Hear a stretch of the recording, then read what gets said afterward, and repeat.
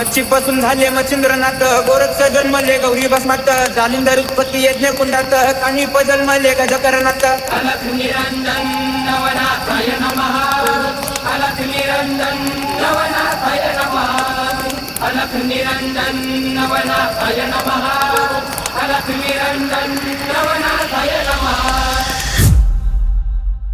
अलख निरंजन.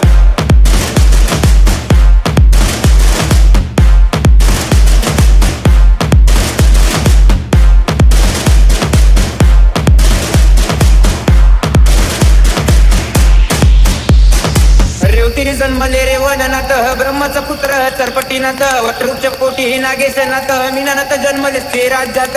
अलख निरंजन नवनाथाय नमः. अलख निरंजन नवनाथाय नमः.